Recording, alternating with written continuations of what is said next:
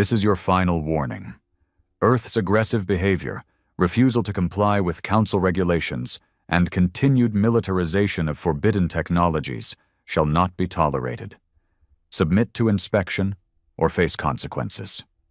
No name, no warmth, just a cold demand, spit through perfect alien mouths that had never seen a real war, not in generations. For a week, Earth said nothing. The United Terran Directorate held meetings in shadows. News outlets screamed about peace, about diplomacy, about compliance. But the silence from the Directorate said more than words ever could.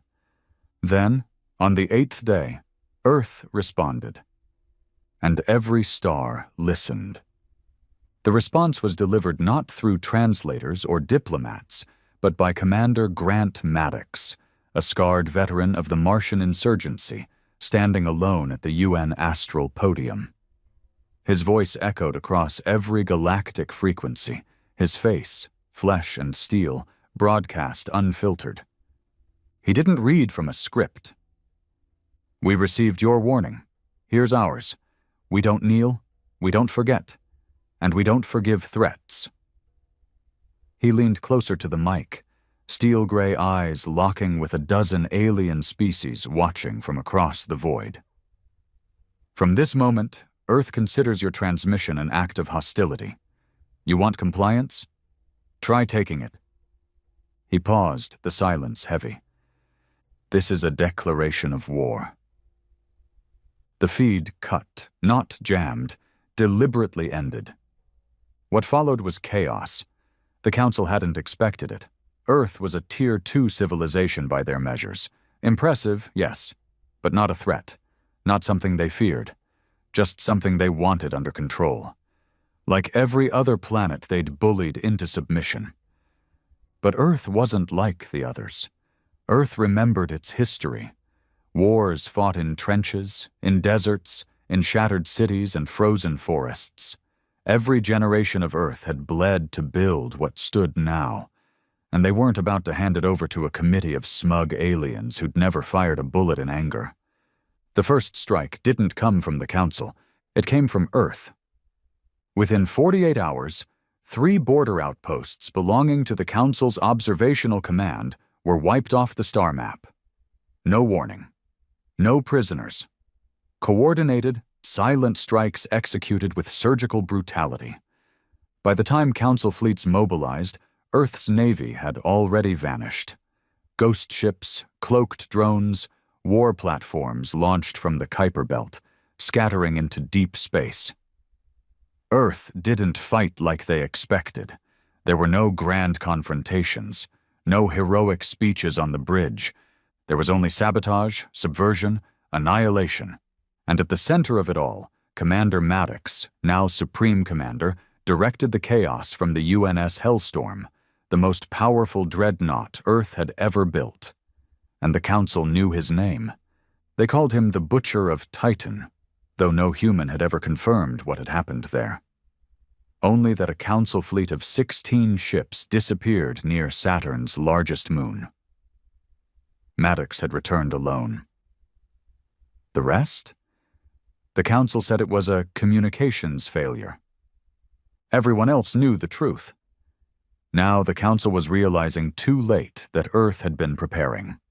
While the aliens debated protocols and trade routes, Earth had been building war machines, training orbital shock divisions, designing AI that could think faster and strike harder than anything the Council had on record. They underestimated Earth. They underestimated humans. And now they were about to learn what that meant. Maddox stood in the war room, arms crossed, jaw tight. The hologram showed Council Fleet Alpha advancing on the Vega line, 12 battlecruisers, 6 destroyers, and a diplomatic escort. "They're bringing ambassadors into a combat zone?" His second-in-command, Harper, asked, scoffing. "Do they think we'll hold back because of that?" Maddox didn't answer. He just stared at the display, jaw grinding slowly. Then he turned, voice cold. "I want their comms jammed. Target their escort ship first, then burn the rest." "But sir..." They sent a threat, Maddox said, voice low. We reply with fire. Outside, in the cold silence of space, Earth's retribution waited like a coiled serpent, and the stars were about to bleed. The UNS Hellstorm moved through the black like a predator, its hull cloaked in advanced magnetic distortion fields, impossible to lock onto by standard galactic sensors. Its engines, near silent in vacuum, made no sound, just cold momentum. Commander Maddox stood at the helm, staring through the reinforced glass at the stars beyond. He didn't speak. He didn't blink much either. His hands, scarred from an explosion in the Martian mines 20 years ago, flexed behind his back. The war was no longer coming. It had already begun. Behind him, the command deck buzzed with quiet intensity. Officers moved fast, but not panicked. They knew what was expected. They'd trained for it. Earth didn't hand out command posts like candy. Every man and woman on the Hellstorm had earned their place with blood, sweat, and decisions that would haunt most people for a lifetime. Sir, Harper called from the console bank. Intercept confirmed. Council Fleet Alpha is 27 minutes out. They're broadcasting again. Let's hear it, Maddox said without turning. The speakers crackled, and then a smooth, rehearsed alien voice filled the bridge. One of the Council's many representatives, this one from the Sereni, a 6-limbed species with translucent skin and an obsession with hierarchy. This is Fleet Alpha, speaking under authority of the Galactic Council. Earth warship Hellstorm, you are ordered to power down weapons and surrender for questioning. Your aggression has been noted and documented. Continued resistance will result in punitive action. The message ended. No emotion, just the same tone they used when scolding lower species for not paying tribute. They didn't understand yet. Send a reply, Maddox said. Yes, sir. What should I transmit? Nothing. Harper looked up. Sir? Maddox turned finally, his face stone. They want a reply. They'll get one in 27 minutes. Not before. He stepped down from the platform, coat flaring behind him, and entered the tactical bay where 24 strike captains stood waiting. These were men who'd commanded orbital assaults, launched deep space kill missions, led suicide squads, and walked away breathing. Some wore medals, some wore burns. None smiled. We're not here to negotiate, Maddox began, voice low and even. We're not here to show restraint. The Council made their position clear. They want Earth broken, submissive. They want us brought to heel like every other world they've stripped and sterilized. He paused, eyes scanning the room. Too bad they knocked on the wrong door. There were no cheers, just silent nods, clenched jaws, and the faint crack of someone squeezing their gloves tight. The Vega line is where we draw the boundary, Maddox continued. This is where we remind the galaxy what Earth is, not a planet of politicians, not a race of thinkers who bend. We are survivors, fighters, builders of destruction when provoked. He gestured to the holomap flickering beside them. Their fleet's faster, bigger, cleaner. But they've never fought us, not really. They've never seen what humans do when cornered. His eyes darkened. They'll learn. Back on the bridge, as the strike captains moved to deploy orders to their own squadrons, Maddox leaned over Harper's shoulder, eyes fixed on the data streams. The Hellstorm wasn't alone. 3 stealth cruisers had already flanked the Council fleet, broadcasting 0 emissions. Drones, silent, small, deadly, were swarming in from the Oort cloud. And a kill satellite, disguised as a decommissioned mining rig, was charging its main railgun. All assets in place, Harper said. We've got 1 shot at this. We won't need 2. Harper hesitated, then added, I don't think they believe we're serious. About the war. Maddox didn't look up. Good. The minutes passed slowly. The kind of slow that makes men grip their weapons tighter. The kind of slow that makes your heartbeat sync with the red blip of an enemy warship on the screen. At precisely the 27-minute mark, Maddox nodded once. "All units, fire!" The response was instant. No countdown, no grand announcement. The satellite fired first. A tungsten slug the size of a van punched through space at Mach 40 and tore clean through the Council's diplomatic vessel, vaporizing it mid-sentence as they attempted another warning transmission. No warning, just silence, then fire. The stealth cruisers lit up next. Particle beams lanced into the Council's flank ships, rupturing hulls, triggering chain explosions as plasma cores vented raw energy into open space. The Hellstorm launched her first salvo, 6 warheads, each programmed to break into dozens of hypersonic darts, shredding shields and splitting cruisers in half. Council Fleet Alpha wasn't ready. They never saw it coming. And Maddox watched every second of it. Council ships scattered. Some tried to retreat. Others returned fire, but they were blind, scrambling. Their formations shattered in moments. Human tactics weren't elegant. They were brutal, feral, unpredictable, designed for one outcome only: devastation. The Council's command ship attempted a last-ditch transmission. It was jammed. Earth didn't care what they had to say anymore. On the Hellstorm's deck, officers reported one Council vessel escaping into subspace. Maddox let it go. "Let them run," he said. "Let them tell the others what they saw." He turned to Harper. "What's the count?"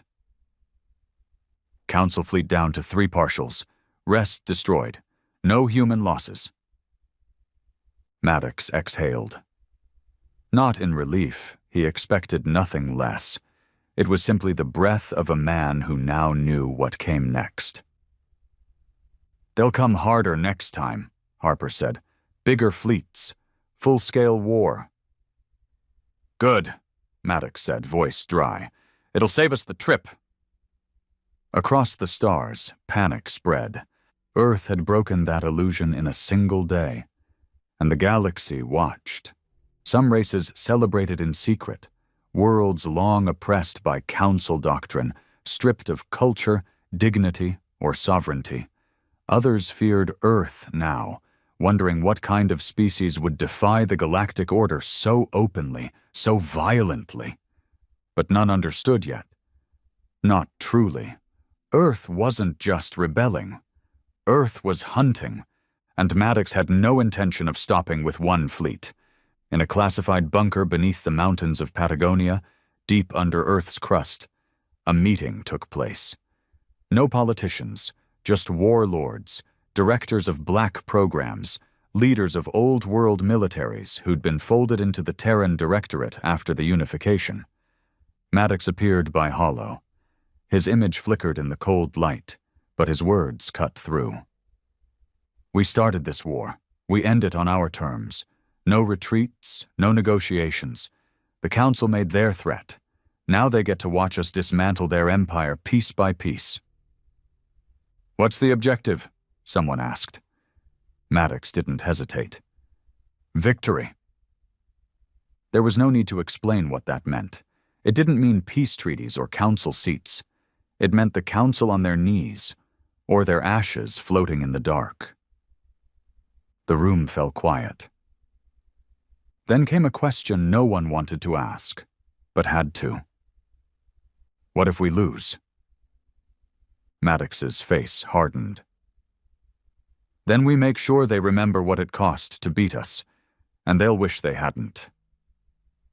Back on the Hellstorm, Maddox watched footage of the Council survivors limping through space, engines sputtering, shields dead.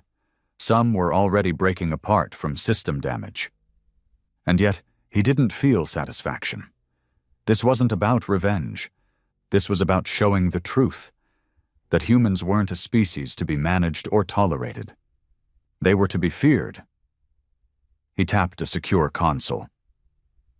A file opened, labeled Operation Iron Gospel. A list of targeted council installations lit the screen. Research centers, trade hubs, key communication relays. They weren't just going to break fleets. They were going to shatter the foundation of council dominance, economically, militarily, ideologically. He stared at the top of the list. Veltrix Prime, the council's central intelligence archive. "Set course," he said coldly. "To Veltrix?" Harper asked, eyes wide. "We'll be deep in council space. Suicidal." Maddox looked over, the corner of his mouth lifting. Not a smile, but something darker. "They started this war with a warning," he said. "Let's answer it with extinction." The UNS Hellstorm had been in silent warp for 40 hours, coasting through forbidden sectors of council space that had been blacklisted by every major species. It was dangerous, uncharted, and unpredictable. But that's why Maddox had chosen it. No one expected humans to take the dark route. And that's where humans thrived, in the places others feared. Commander Grant Maddox hadn't slept in over a day. He didn't need to. His mind was sharper in war than in peace. Peace had dulled Earth, nearly killed it. War was clarity. War was purity. War was home. "Status report," he barked as he stepped onto the command deck. "Subspace stealth holding," Harper responded. "No contact with enemy sensors. No anomalies. Our estimated arrival at Veltrix Prime is 8 hours. Maddox nodded. He moved toward the holomap and looked at the looming red dot marked Veltrix Prime, the Council's central intelligence and data archive. Not just a storage facility. It was their brain. Everything from species histories to surveillance on independent colonies, blackmail dossiers, and war doctrine files were stored there. Earth's war wasn't going to be fought by brute force alone. This strike would be surgical decapitation. "We hit Veltrix, we cripple their coordination," Maddox said, eyes narrowed. "We don't just fight them, we blind them." Harper hesitated. "Sir, the facility is shielded, heavily. It's buried in a lunar crust, surrounded by 4 moons, and they've got over 2,000 defense platforms. It's suicide." Maddox turned to him, cold and calm. "Everything worth doing is—" He walked off the deck. No speeches, no prep rallies, just the silent pressure of knowing what had to be done. And doing it. 3 hours later, in the Hellstorm's black chamber, Maddox met with the Ghost Unit. No uniforms, no medals, just ghosts. These were men pulled from every shadow program Earth had run in the past 40 years. Some weren't even officially alive. Trained in sabotage, zero-G infiltration, orbital collapse, and neural warfare. Their leader, a man named Riker, bald, silent, skin like cracked steel, nodded once as Maddox entered. "This will be our last conversation," Maddox said bluntly. Riker didn't ask why. "You'll breach the outer shell through the maintenance shafts.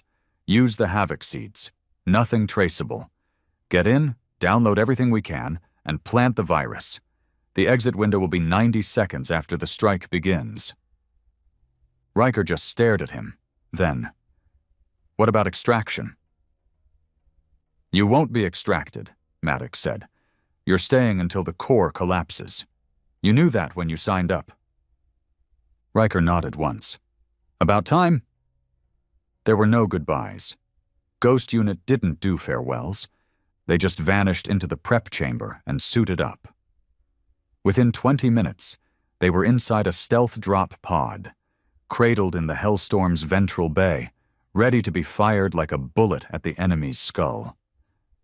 Maddox watched the pod seal shut. 13 men. 13 chances to snap the galaxy's spine in one blow. He tapped a code into the terminal. "Pod launch in 30. Harper turned from the command console. "Sir, I need to ask, why now? Why not wait? We're winning the outer battles." "Because those outer battles are distractions," Maddox said without turning. "We destroy Veltrix. We destroy the illusion. They think they can manage us. This proves they can't even see us coming." He paused. "We're not trying to win peace anymore. We're trying to end the game entirely." Harper nodded, though tension knotted in his throat. He wasn't sure where the line was anymore. Maybe Earth had already crossed it. Maybe Maddox had never believed there was a line at all. The strike began with chaos. As the Hellstorm dropped from warp near Veltrix Prime's fourth moon, she didn't appear on sensors. She ripped through them. Her signal disruptors fried every surveillance net in a 1,000-mile radius. The satellites spun into useless fragments as EMP waves rolled out from her hull like sonic shock. 3 Council defense ships immediately moved to intercept, sleek and armed to the teeth. They didn't even get the chance to lock weapons. 2 were vaporized by kinetic slugs from orbital railguns Earth had positioned months ago, long before the war ever began. Covert ops Maddox himself had authorized under the name Project Salted Glass. The 3rd ship tried to run. It didn't make it more than a kilometer before a hyperspectral missile tore through its belly and shredded it into liquid debris. Now came the hammer. From the Hellstorm's belly, the Ghost Unit's pod launched silently. No heat signature, no propulsion trail, just raw velocity and silence. The pod streaked toward the Veltrix crust like a comet. Inside, the team sat wordless, breathing steady, weapons loaded, eyes forward. They didn't need pep talks. They'd all accepted one truth. They weren't making it home. Back on the Hellstorm, Harper watched the feed go dark. "Signal lost," he muttered. "Pod has breached crust, jammed beyond that point." Maddox stood silent.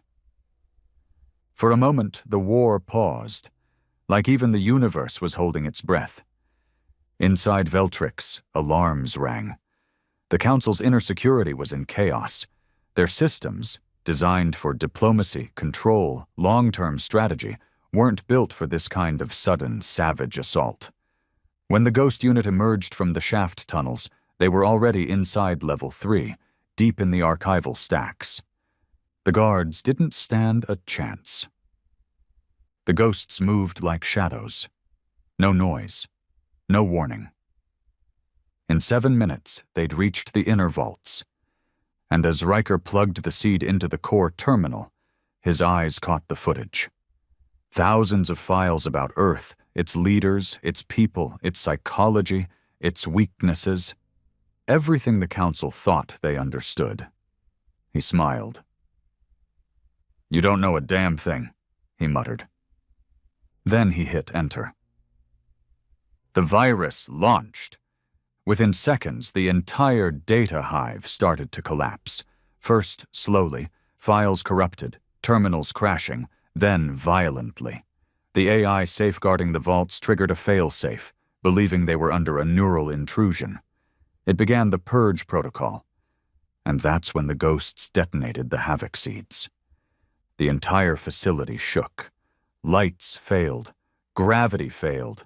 Heat levels spiked, then dropped as the inner vacuum systems spiraled out of control.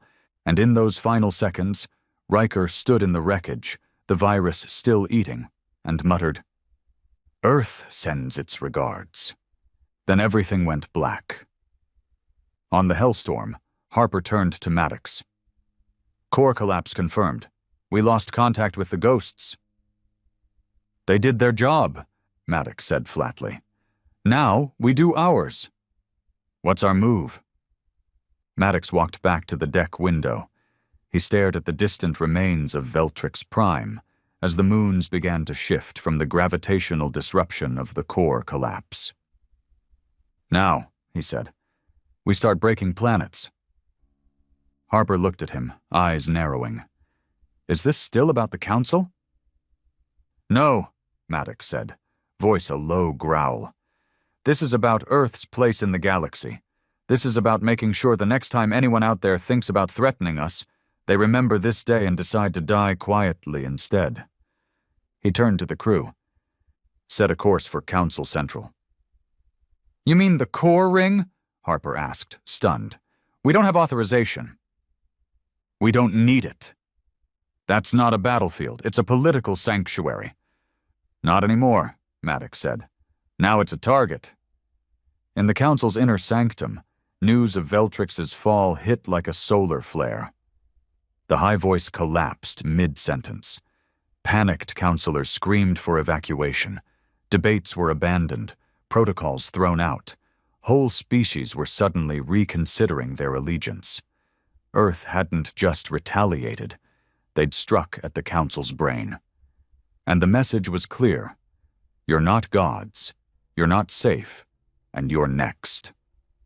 The UNS Hellstorm slipped through the dead zone between the shattered remains of Veltrix Prime and the edge of the core ring. The dark matter drives hummed low, barely audible through the hull. Earth's flagship wasn't rushing anymore. It was hunting. Maddox stood alone in the observation chamber. Around him, the stars were still. Cold, uncaring, just like him. He hadn't slept since Veltrix fell. Didn't need to. He didn't dream. The war had burned that out of him long ago. Some men fought for peace. Maddox fought because there was no peace left worth saving. The door slid open. Harper entered, slower than usual. Council Core Ring has begun mass mobilization. 8 carrier-class fleets, 2 dreadnoughts, and at least 4 planetary shield systems coming online. He paused. They've locked down their inner systems. No ships in or out. Maddox didn't look at him. Cowards hide behind walls. Kings die behind them. Harper stepped forward, voice lower. Sir, this isn't like Veltrix. These are their capitals, not soft targets. If we strike now, we're not just killing their command. We're risking the whole spiral falling into chaos. Civil war, species collapse, famine. We're talking billions. Maddox finally turned, eyes steel. They declared war on us when they sent that transmission. They made their choice. We're not here to babysit the galaxy. We're here to win. Harper held his ground. And if we win this way, what kind of future are we leaving behind? Maddox stared at him for a long moment. Not with anger, with something colder. The kind where Earth doesn't get threatened again. Harper exhaled and stepped back. He understood now. Maddox wasn't aiming for justice anymore. He was aiming for dominance. 2 hours later, Earth's joint fleet rendezvoused at the edge of the Council Core Ring, a band of 8 capital planets forming the heart of galactic governance. In theory, the ring was a neutral zone, a sanctuary of reason. That's what the Council always claimed. But Earth had seen what lay behind the facade, oppression disguised as diplomacy, control masked as peacekeeping, and arrogance woven into every law they forced others to follow. The ring had always been untouchable. Now it was just next. The Hellstorm's war room lit up with red beacons. Surveillance drones deployed across the outer orbit had already begun mapping planetary defenses. The numbers weren't promising. Shield density is 3 times heavier than Veltrix, the data officer said. No gaps, no blind zones. Atmospheric autocannons online, and their gravity well displacers will block any direct orbital drops. Doesn't matter, Maddox replied. We're not dropping from orbit. The officers exchanged looks. He tapped a console. A schematic of a council trade lane, Route 9, appeared. It was a wormhole corridor used for trade vessels between the agricultural moons and the diplomatic cores. Send a subspace ping through Route 9. Make it look like a damaged freighter. Deploy 20 Hunter-class drones on standby. Harper raised a brow. You think they'll take the bait? I don't care, Maddox said, as long as one of them opens the door. 6 hours later, the door opened. A Council scout vessel exited the wormhole, expecting to find a crippled freighter. Instead, It was swallowed whole by hunter drones before its pilot even knew what hit him. No alarms, no warnings, just sharp metal, precise blades, and silence. The wormhole corridor remained open for 23 seconds before shutting again. And that was enough. In those 23 seconds, Maddox's elite strike unit passed through. The Wolves, a fleet of subspace jump corvettes, each one loaded with planet-breach torpedoes and silent assault teams. They weren't built to conquer. They were built to decapitate. Their mission? Hit the Council's capital planet, Eridex, kill communications, cripple its shield matrix, and if possible, take out the Triumvirate. Eridex wasn't just a capital, it was the capital. Every law the galaxy followed had been signed inside its ivory halls.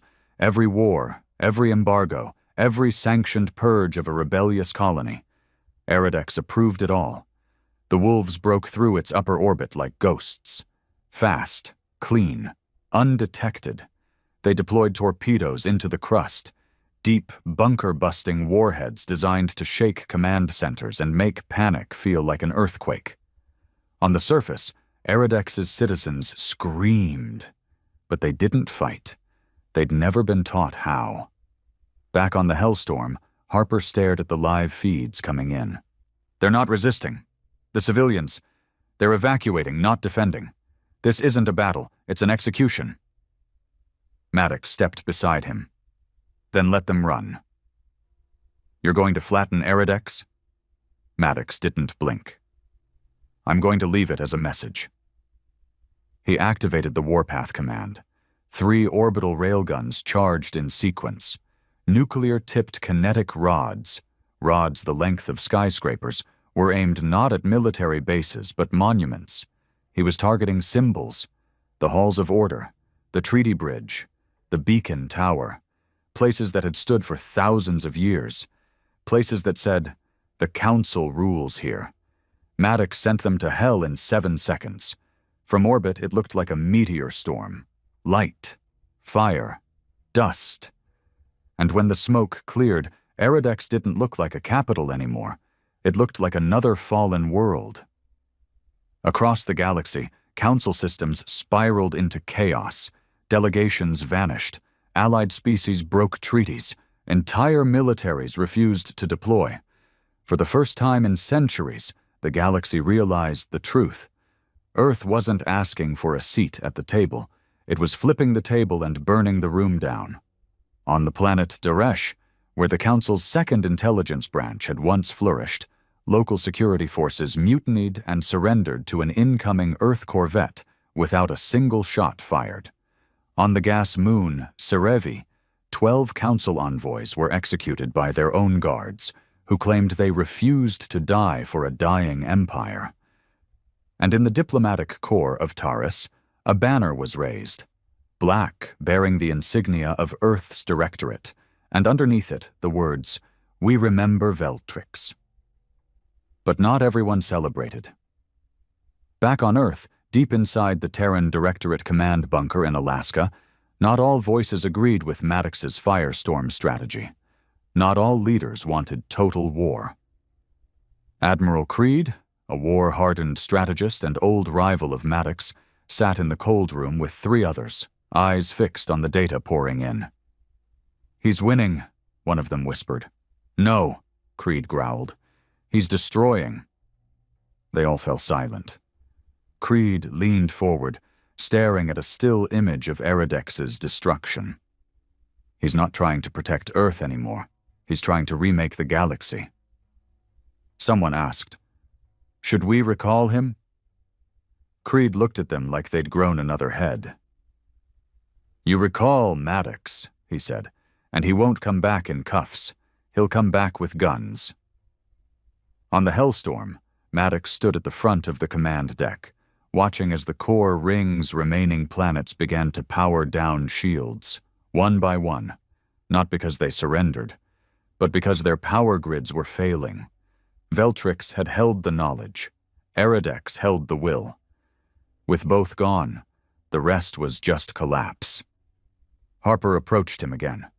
"It's over." Maddox shook his head slowly. "Number not yet." Harper swallowed. "Then what's next?" Maddox turned, voice like steel. "We find the last council planet that still thinks they can talk to us." "And?" Maddox's eyes burned. "We show them Earth doesn't talk anymore." Eridex was gone. Not just bombed, not just defeated, erased. From orbit, the capital of the Galactic Council looked like a wounded animal, burning, broken, and twitching in its final moments. Smoke curled into space. The treaty bridge lay in glowing ruins, snapped in half like a spine. The halls of order, once a symbol of stability, was now a black crater, still smoldering days after the railguns had struck. The world would never walk again. But Maddox didn't look away. He stood at the command platform of the UNS Hellstorm, eyes locked on the broken planet like it owed him something, like he was daring it to speak. It didn't. No council broadcasts came through, no pleas, no retaliatory declarations, just silence. Behind him, Harper finally spoke. "We've confirmed it. The last active triumvirate member escaped to Lyrix. They're calling an emergency summit of the remaining allied species. What's left of them?" Maddox's voice was razor sharp. "Summit?" "Yes, sir. They're trying to regroup, reorganize, I guess, decide what the future looks like." Maddox turned. "They had their future.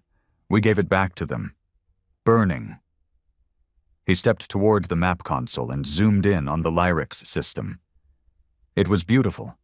7 orbiting moons, golden nebulae swirling in the background, and a surface city built atop cliffs made of glass-like stone. Lyrix was ancient, unscarred, one of the last untouched council planets, and now it was hosting the last of the cowards. "They're going to try to reassert control," Harper said. "Spin it as Earth's madness, beg the outer colonies for support, maybe even start talks with the Kralin." Maddox stared at the star map. "We're not giving them the chance." He tapped the console. "Plot a course to Lyrix." Down on Earth, things were different. In Alaska's Directorate Command bunker, the tremors from Maddox's campaign were finally catching up. Reports of mass surrenders were flooding in. Yes, but so were the darker ones. Human officers in council territories executing local officials without trial. Strike teams bombing historical archives. Civilian casualties, millions, in regions that had no military presence. Maddox's war wasn't precision anymore. It was purge. Admiral Creed stared at the table's holomap as another report came in from Darish. A council city wiped out by atmospheric collapse, courtesy of Earth's orbital weather disruptors. He slammed a fist down. "This isn't strategy," he growled. "This is revenge." "It's working," a younger officer muttered from the corner. Creed turned on him. "Is that the standard now? As long as it works?" The room was quiet. Then Creed stood. "Send the order. Lock access to Directorate Command." The others looked up, surprised. "You're going to move against Maddox?" one asked. "I'm not moving against him," Creed said. "I'm going to remind him that Earth still has a soul." The Hellstorm reached Lyrix orbit in just under 12 hours. The Council didn't fight. Their planetary shields powered up, then powered down. It wasn't surrender. It was acceptance. A transmission came through before Earth could even fire a shot. It was audio only. A raspy, exhausted voice. Eshtan, the last surviving member of the triumvirate. "There is no fight left in us," the alien said. "We see now what humanity has become. You wanted fear, Commander Maddox. You've earned it. You wanted respect. You've stolen it. But if you burn us here too, what's left? What are you trying to build?" Maddox didn't answer. He ended the transmission, then walked down to the Hellstorm's deployment bay. He didn't send a team this time. He went himself. Maddox's dropship descended like a thunderbolt.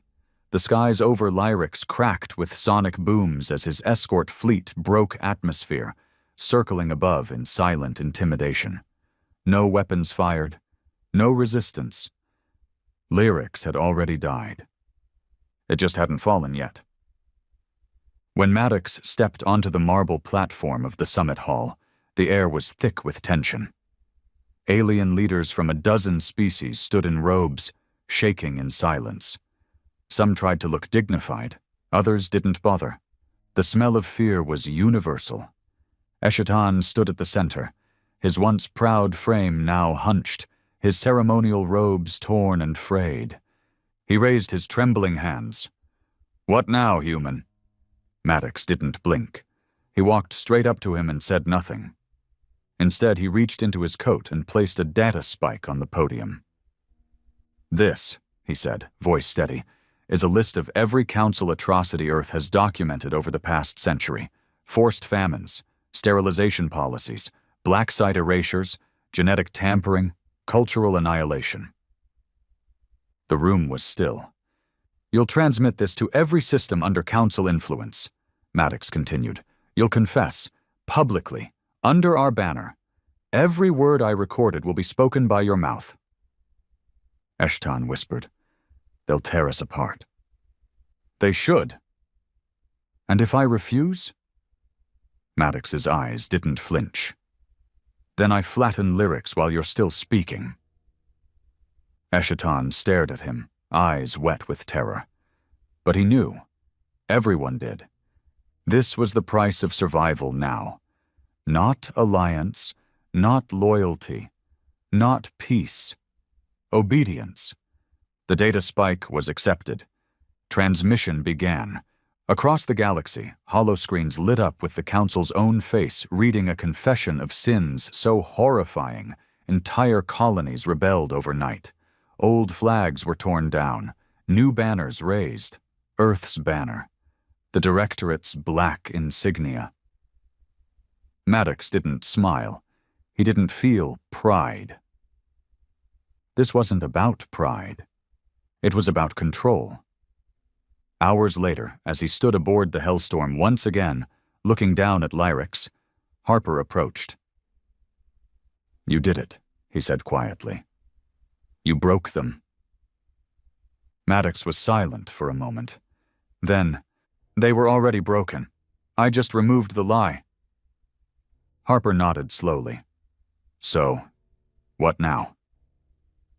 Maddox didn't answer. Then came the signal. A transmission from Earth, encrypted, top-level clearance. Harper pulled it up. His eyes widened. "It's from Admiral Creed." Maddox turned.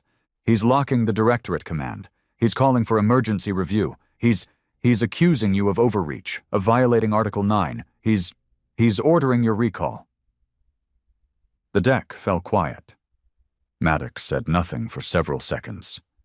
Then, calmly, "Prepare the fleet for return to Earth." Harper looked stunned.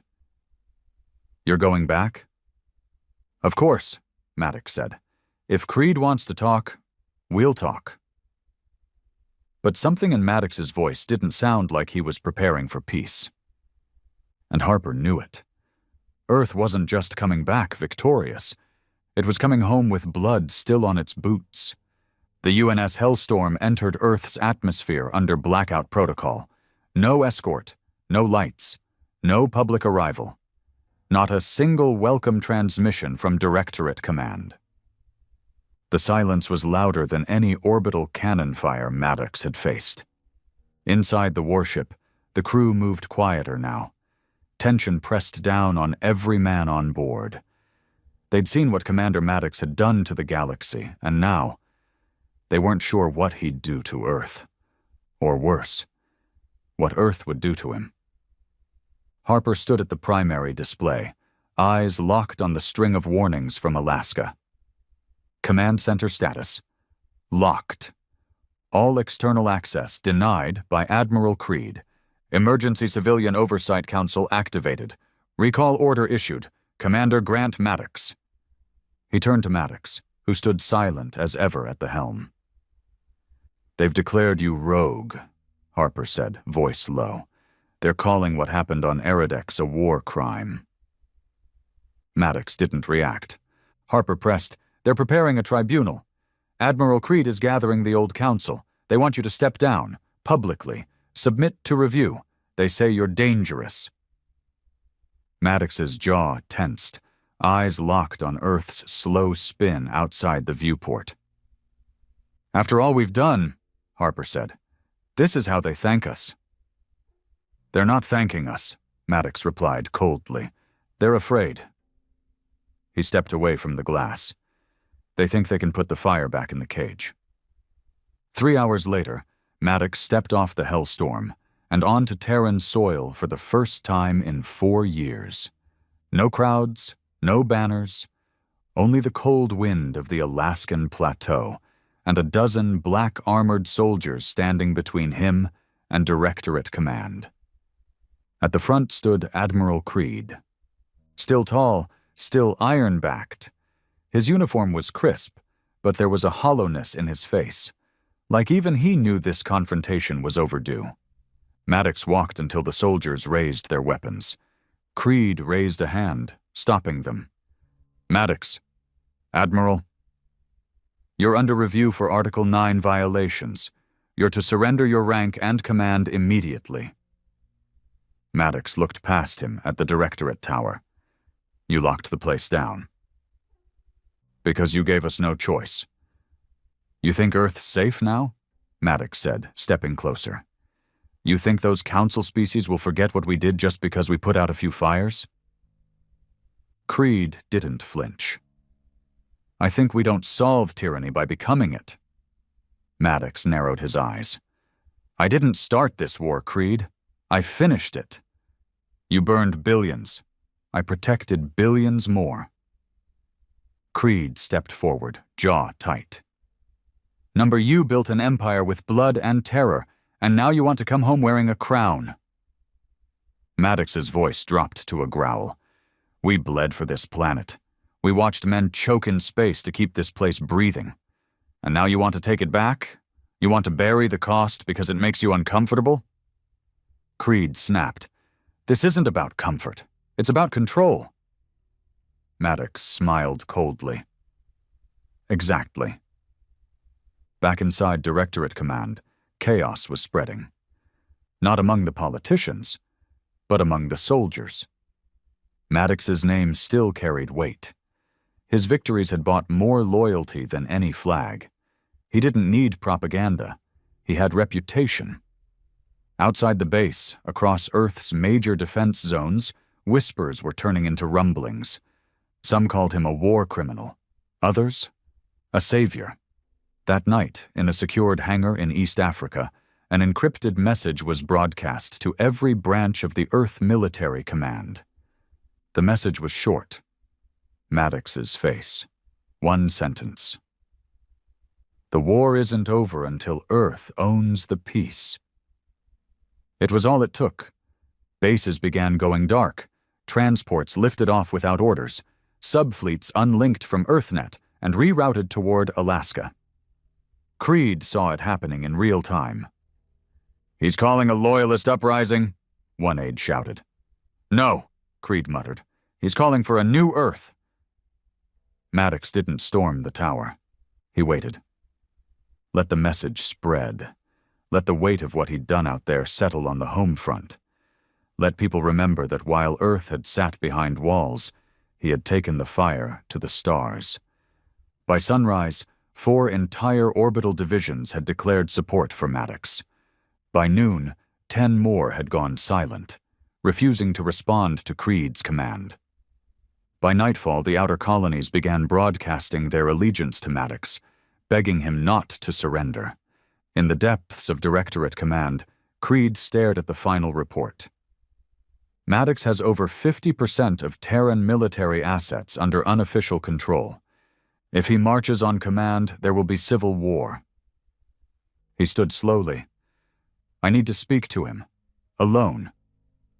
His officers objected, but he was done hiding behind orders.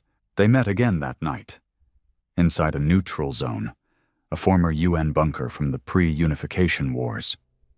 Just 2 men. No guards, no tech. Stone, steel, silence. Creed entered first, coat flapping in the wind. Maddox stood at the far end, watching the empty walls.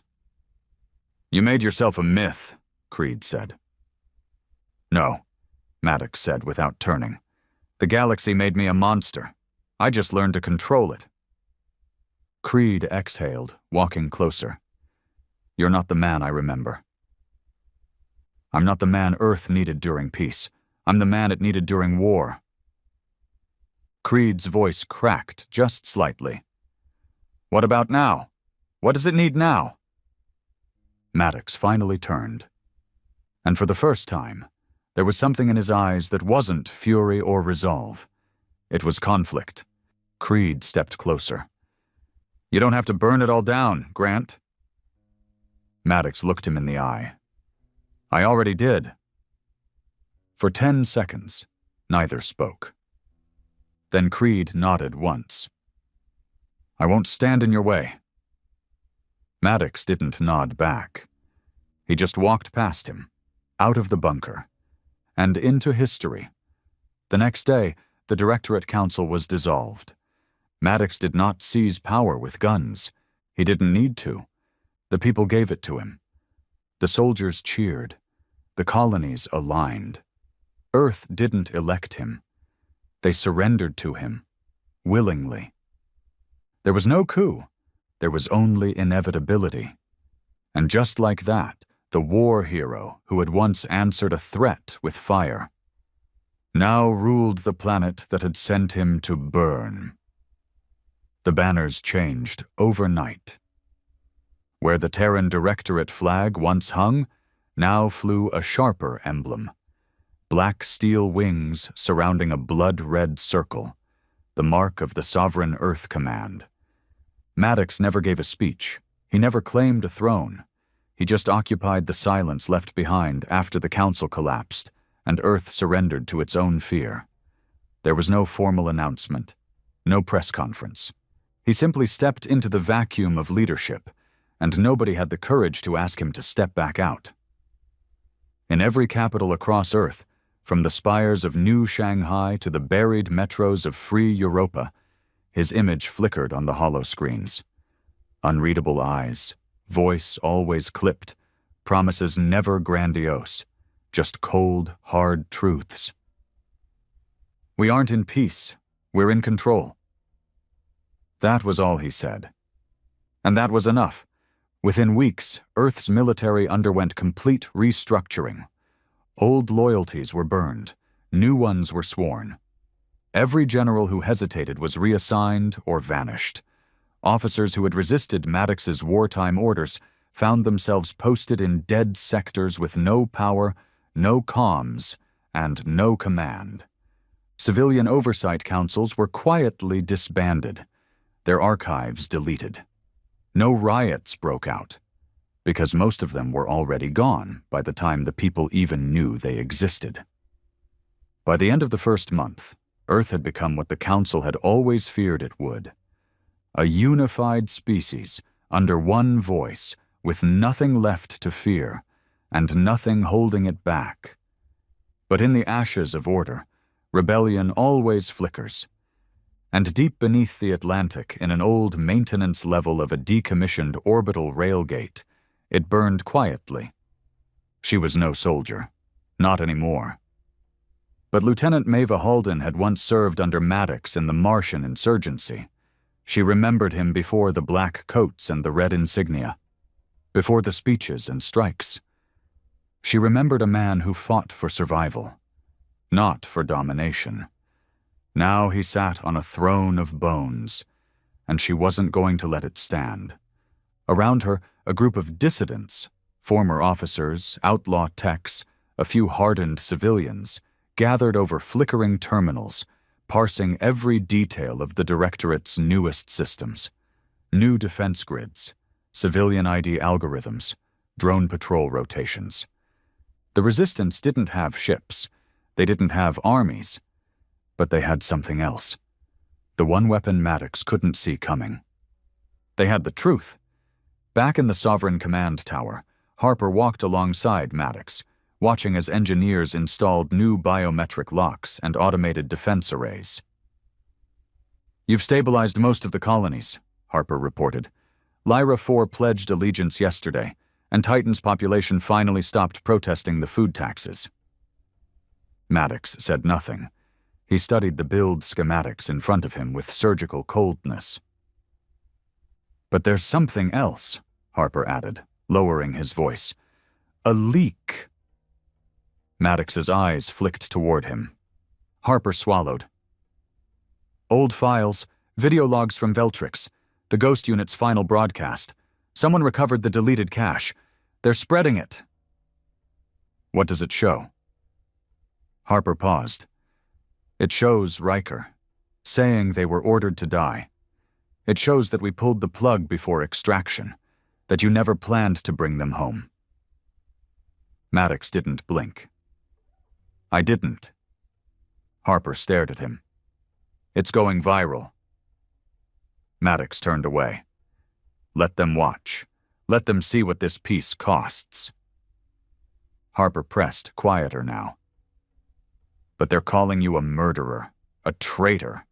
Some are saying, you killed your own men." "I gave them victory," Maddox said, jaw clenched, "and history only remembers who wins." But outside the sterile halls of Sovereign Earth, the cracks were forming. The leak was spreading faster than any virus. Across underground networks, deep stream forums, black channels in the asteroid belts, people were listening.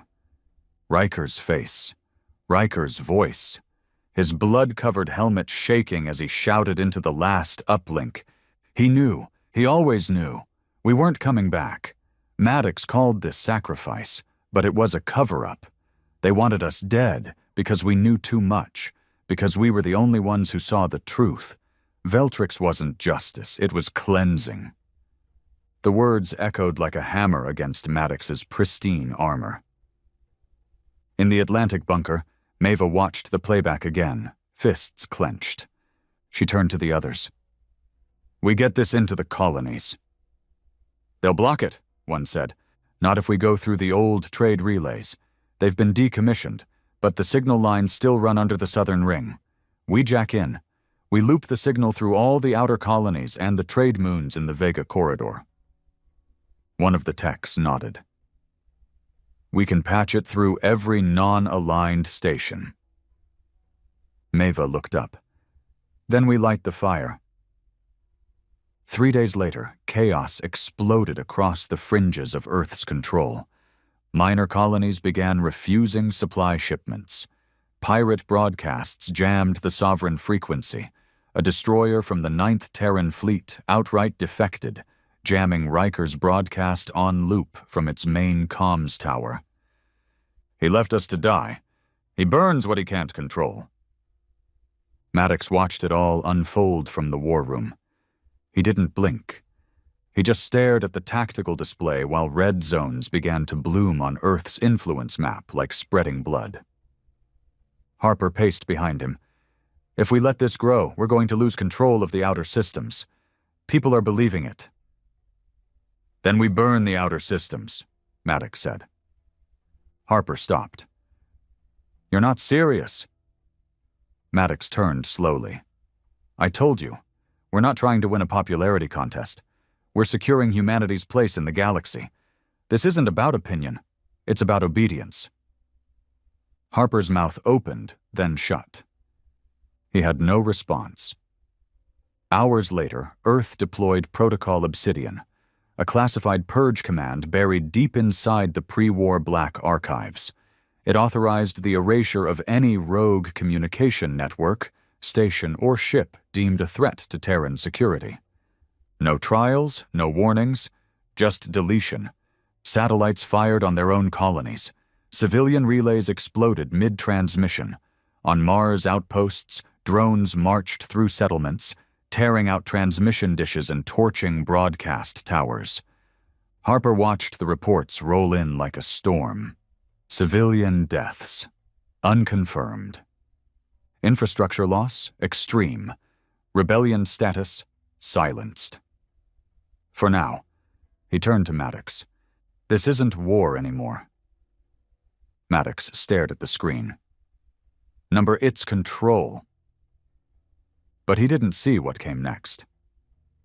In the shadows of a mining rig on Callisto, a final hidden signal was sent. A backup archive of Riker's full logs, complete, uncut. Not just the broadcast, the real mission files. Voice logs, tactical recordings, confessions, including Maddox's own intercepted audio file. No extraction. We don't need witnesses. Let their deaths be the fire that cements our narrative. The words would reach every rebel cell in the quadrant, every surviving ghost in exile, every officer with a shred of doubt left in their blood. Maeva Halden listened one last time as the signal went live. Then she looked at her people. This time we don't just expose him. We go back to Earth. Earth's sky was no longer silent. Over the Pacific Quadrant, 25 unauthorized ships dropped from subspace, flying low under the old radar net, military grade, stolen or defected, their IDs scrambled, signals encrypted. But Maddox didn't need identification to know who they were. The rebellion had returned, and they'd come armed with more than weapons. They came with proof. In the command tower, red alerts blared across the holoscreens. Civilian channels were jammed. The Sovereign Earth AI scrambled to intercept corrupted signals, but it was already too late. Every terminal, every wall screen, every personal wrist link in Earth's primary sectors suddenly lit up with a name the system didn't recognize. Riker's testimony, uncensored. Then it played. The complete logs, Maddox's voice, the order to leave them behind, surveillance footage of civilians gunned down under Obsidian Protocol, collateral denied, deaths justified as stabilization collateral. And then Riker's final words, whispered through blood and static. He doesn't serve Earth, he rules it.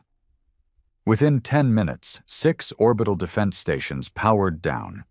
2 refused to fire on the incoming rebel fleet. On Europa, Terran forces mutinied and pledged allegiance to the uprising.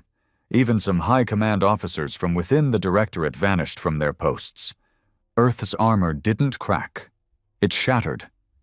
In the core of the Sovereign Command Tower, Harper stood in the war room, watching the chaos unfold. His hands were shaking. Maddox, you need to talk to them.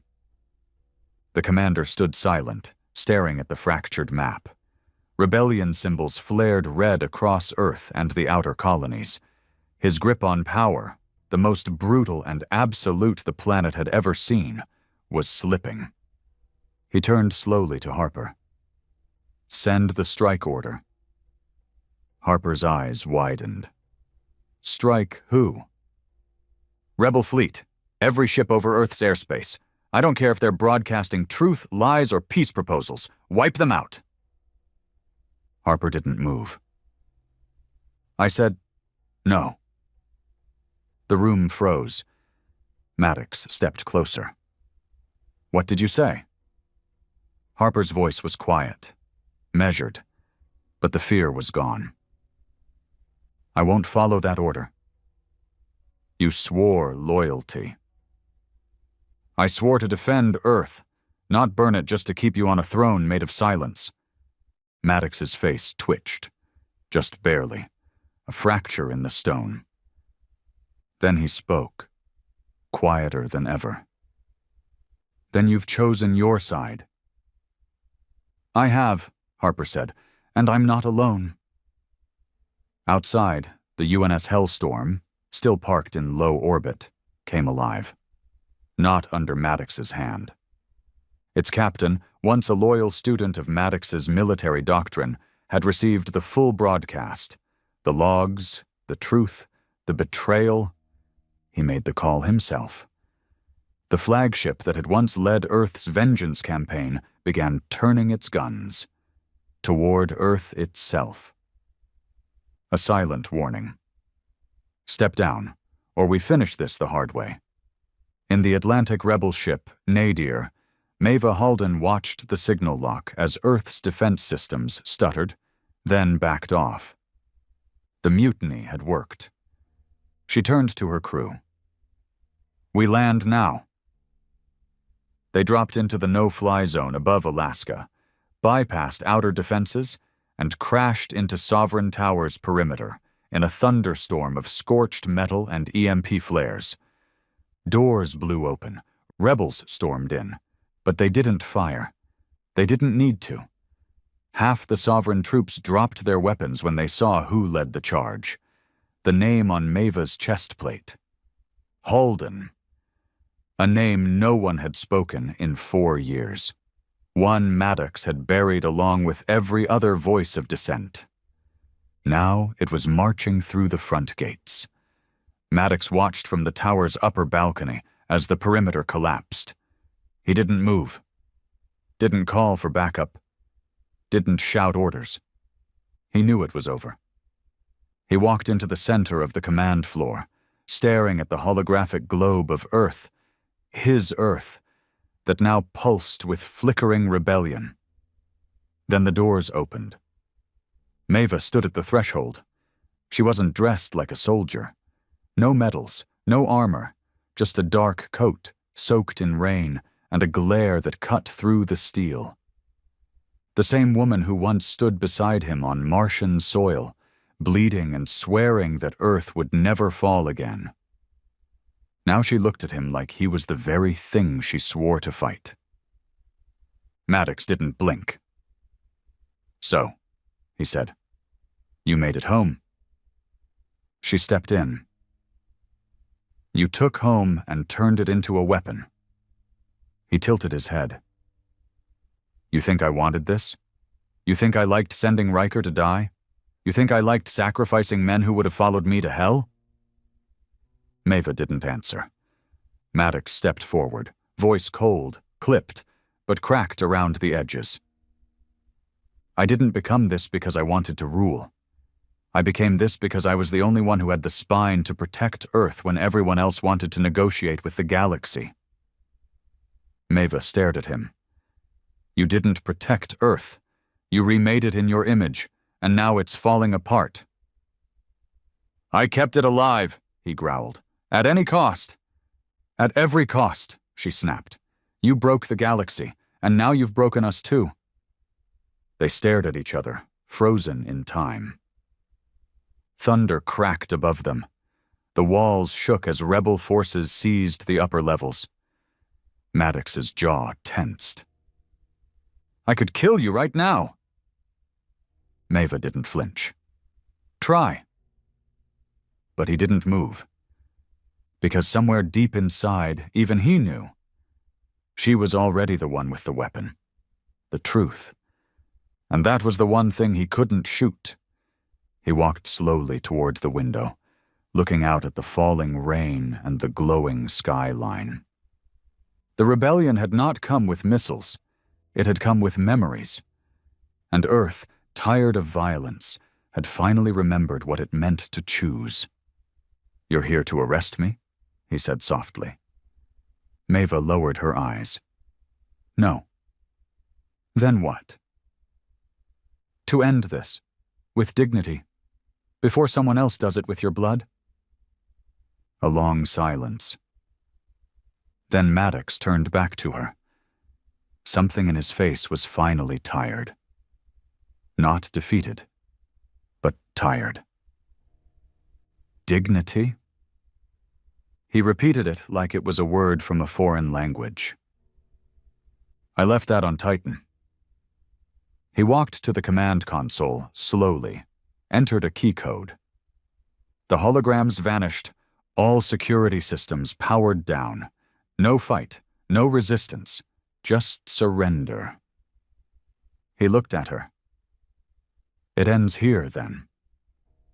Maeva nodded. "Yeah, it ends here." 2 days later, Grant Maddox stood before the Terran Council, reinstated, reformed, and now built on open charter law. Civilian-led, transparent, watching him like hawks over a battlefield. He didn't argue, didn't plead. He just stood. When asked if he had anything to say in his defense, he simply said, "I did what I thought Earth needed. I was wrong."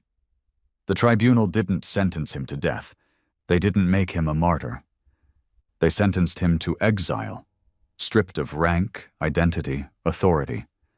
No longer a symbol, no longer a commander, just a man in a shadow. Some said it was mercy, others said it was justice. Only Maddox knew it was both. He left Earth in silence, no ship, no escort, just a one-man transport to the outer rim where no council or fleet or banner could follow. He never looked back. Years later, the galaxy remembered the war. They remembered the flames, the rebellion, the trials. Some called Maddox a monster, others a savior. But history never agreed. Because that's what war does. It leaves truth buried in the ash and lets the survivors argue about what it meant. And somewhere in the void, a scarred man drifted quietly between stars. No rank, no flag, only memory. And the knowledge that once, when the galaxy threatened Earth, Earth replied,